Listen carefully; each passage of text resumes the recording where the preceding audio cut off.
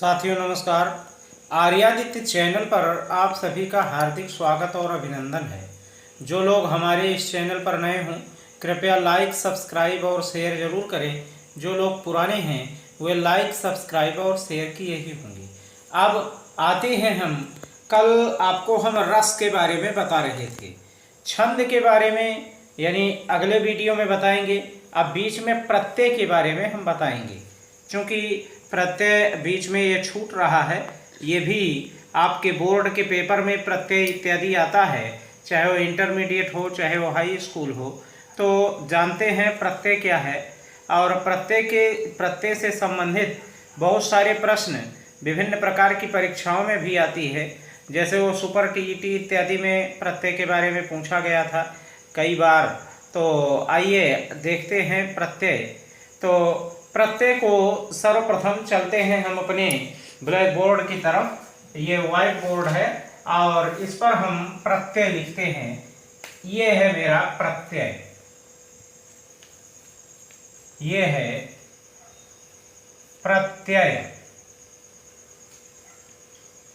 ये।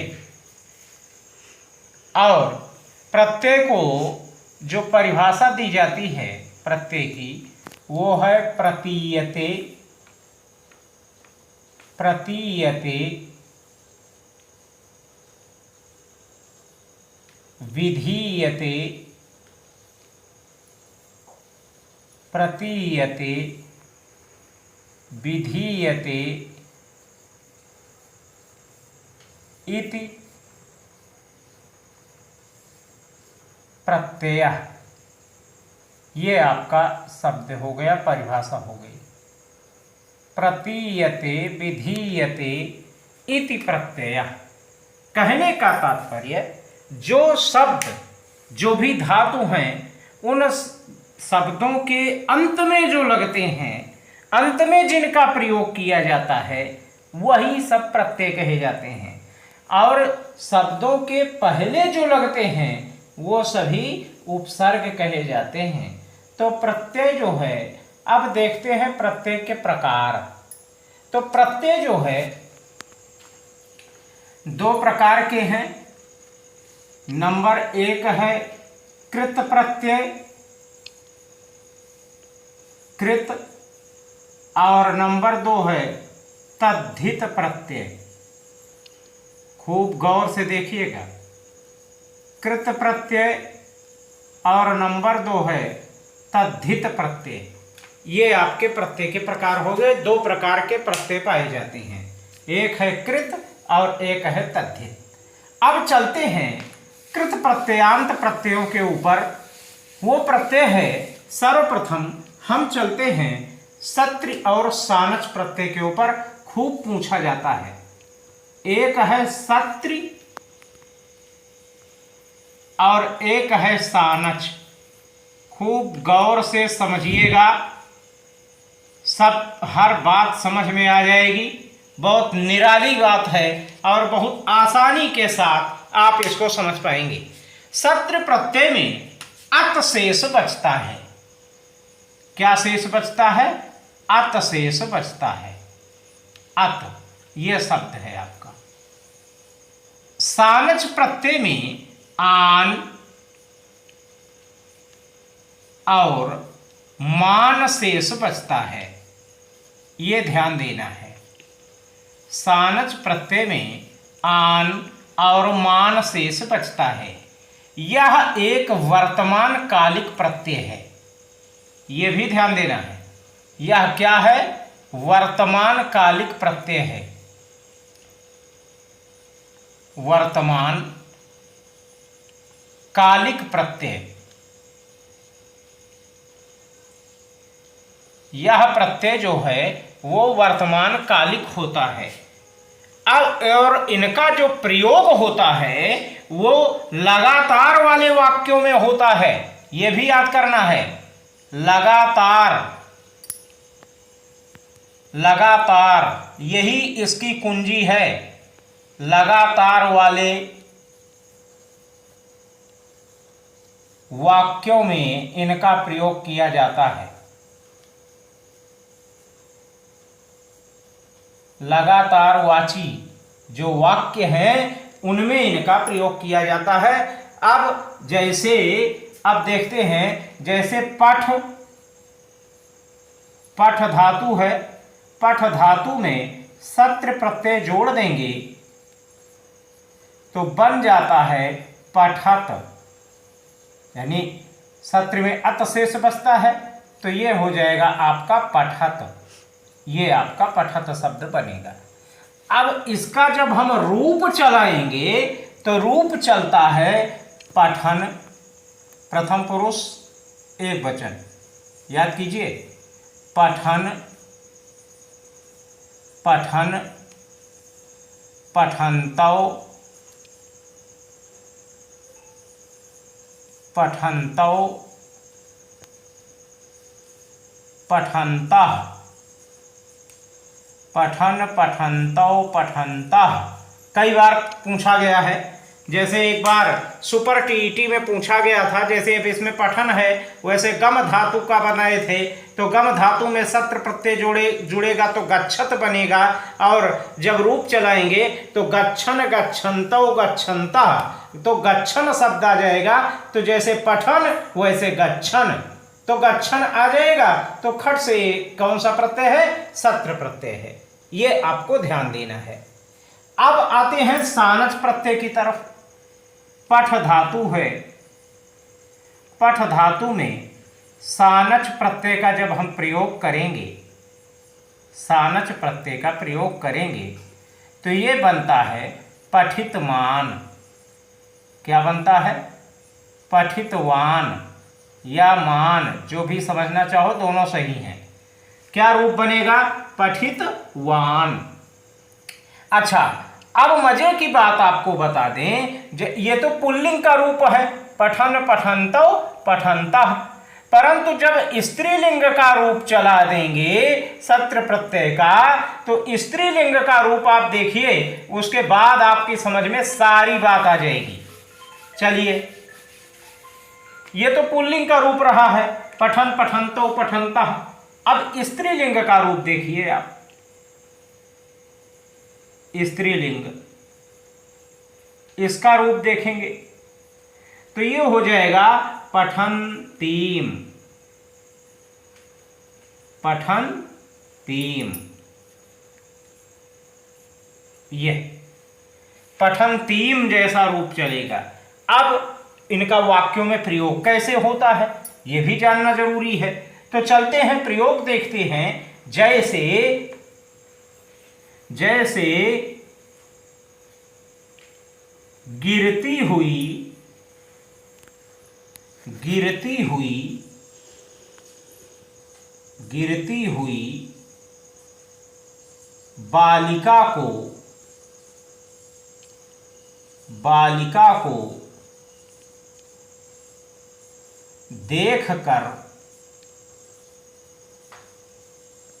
देखकर वह हंसा, वह हंसा। इतना बड़ा वाक्य आ गया। अब आप देखिए, अब सोचेंगे कि वास्तव में इसका हम किस प्रकार से ट्रांसलेशन करेंगे, तो बहुत ही इजी वे में ट्रांसलेशन हो जाएगा। तो जैसे अब चूंकि गिरती हुई बालिका, बालिका एक स्त्रीलिंग है, तो जैसे पठन्तीम रूप चला है वैसे रूप चल जाएगा गच्छन्तीम। तो गच्छन्तीम यानी जाती हुई। अब आगे पतन माने पत धातु है, पतन माने गिरना होता है, तो पतन्तीम, यहां पर आप बिना को सोचे विचारे लिख दीजिए, पतन्तीम,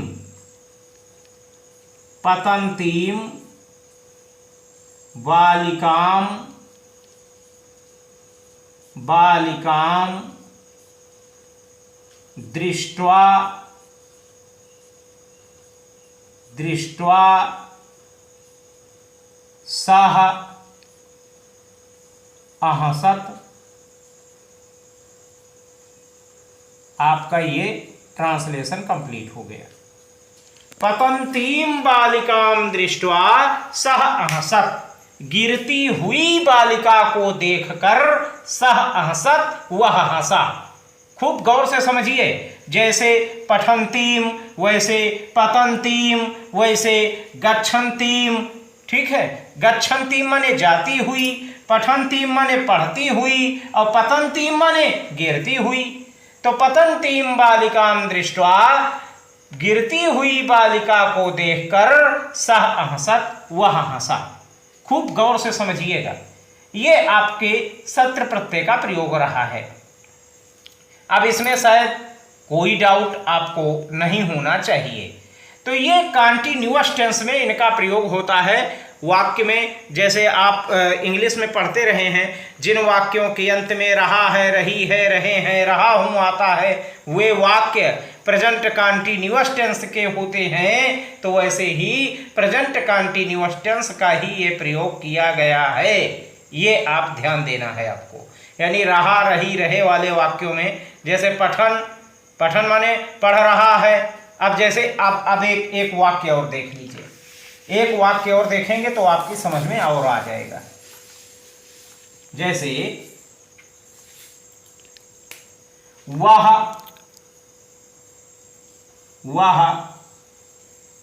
घर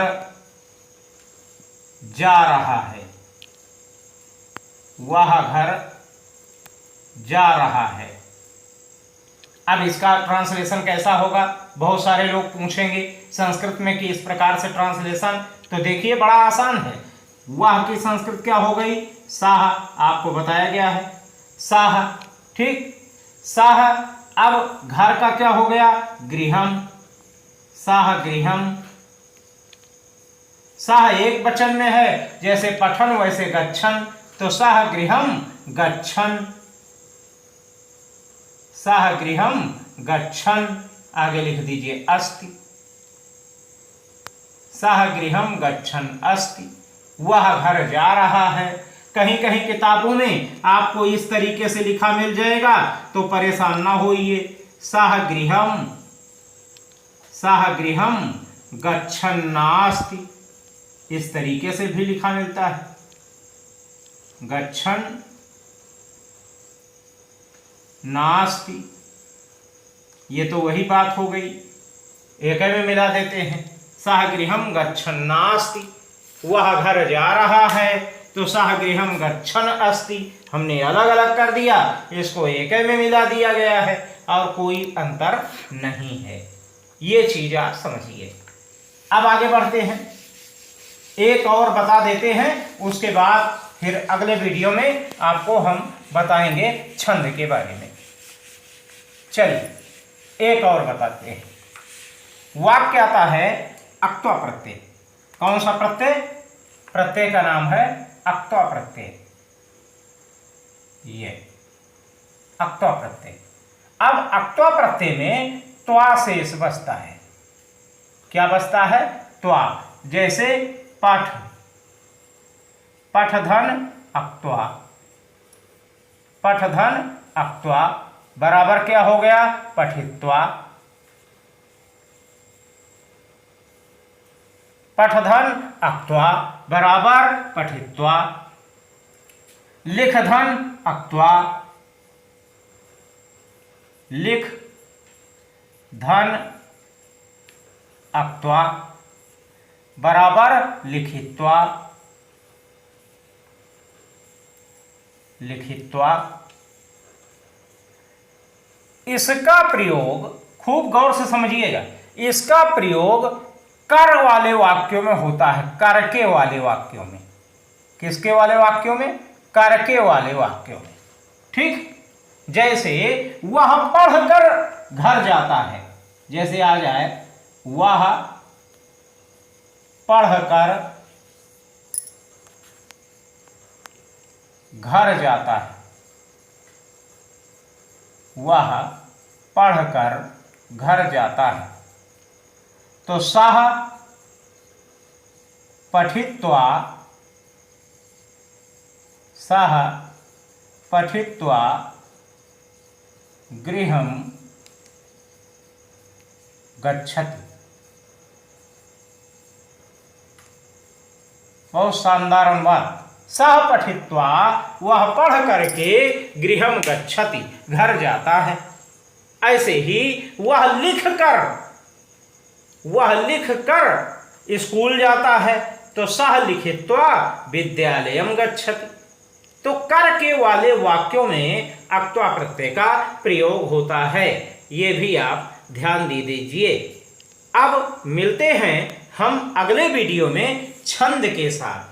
छंद बताएंगे और इसी में एक प्रत्यय बताएंगे, यानी दोनों को साथ साथ ले करके हम बताएंगे। आपको हमने बताया था रस छंद अलंकार, तो रस के बारे में हमने पिछले वीडियो में बताया, तो हमने कहा कि आज प्रत्यय के बारे में थोड़ी सी जानकारी आपको देते चलें। तो धीरे धीरे ऐसे ही आप हर पार्ट आप देखते चलेंगे, थोड़ा थोड़ा देखेंगे, जिससे आपको अधिक से मात्रा में समझ में आता रहेगा। तो इन सभी चीज़ों की जानकारी के लिए बने रहें हमारे साथ आर्यादित्य चैनल पर। धन्यवाद, नमस्कार, जय हिंद।